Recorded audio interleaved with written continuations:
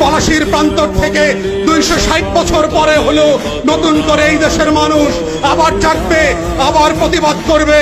যদি মনে করে থাকেন পুলিশের গাড়ি দিয়ে, ভেহিকেল দিয়ে, কানন দিয়ে, র্যাবের গুম খুনের ইতিহাস জমা করে, পিডিআর দিয়ে, সেনাবাহিনী দিয়ে বাংলাদেশের 20 কোটি মানুষের স্বাধীনতার সম্ভাবনা আকাঙ্ক্ষাকে হত্যা করবেন, বোকার স্বর্গে বাস করছেন, বাংলাদেশের মানুষকে চেনেন নাই। তারা নতুন করে যখন জাগবে, আওয়ামী লীগের কাফন কেনার টাকা পাওয়া যাবে না, কবর দেওয়ার মাটি পাওয়া যাবে না। সেই দিন আসতেছে, সেই দিনের প্রস্তুতি নেন।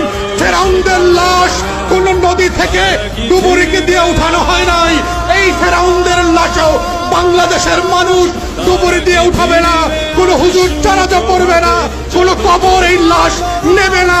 সেই দিনের অপেক্ষায় বাংলাদেশের 20 কোটি মানুষ। আমরা বারবার বলছি, আইয়ুব খানের রাজতন্ত্র আমরা মানি নাই, ইয়াহিয়া খানের রাজতন্ত্র আমরা মানি নাই, শেখ পরিবারের রাজতন্ত্র মানি না, মানছি না, এখন মানব না। ছেলেমেয়েরা যখন কোটার বিরুদ্ধে পাবলিক বিশ্ববিদ্যালয়গুলোতে আন্দোলন করছে, তখন আজকে মাত্র আমরা দেখলাম বরিশালে, কুমিল্লাতে, চট্টগ্রামে, ইভেন শাহবাগে আজকে পুলিশের সাজোয়া গান দিয়ে আমার দেশের তরুণ তরুণী শিক্ষার্থীদের উপরে গুলিবর্ষণ করা হচ্ছে, লাঠিচার্জ করা হচ্ছে। এটা পাঞ্জাবের আমল না, পাকিস্তানিদের হাতে আমরা বন্দীরা।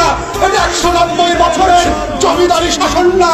যদি কেউ মনে করে থাকে বাংলাদেশে এখনো জমিদারের শাসন চলছে, ব্রিটিশ বেনিয়ারা বাংলাদেশ দখল করে রেখেছে, আমরা প্রত্যাখ্যান করছি এবং বলে রাখছি, বাংলাদেশে গণতন্ত্রের যে লড়াই হয়েছে, সেই রক্ত দিয়ে মুক্তিযোদ্ধারা বাংলাদেশ স্বাধীন করেছে, সেই বাংলাদেশ আমরা ফেরত আনবো। কোটা থাকবে না, ইদার শেখ পরিবার হাসিনা থাকবে, না হয় বাংলাদেশের 20 কোটি মানুষ থাকবে।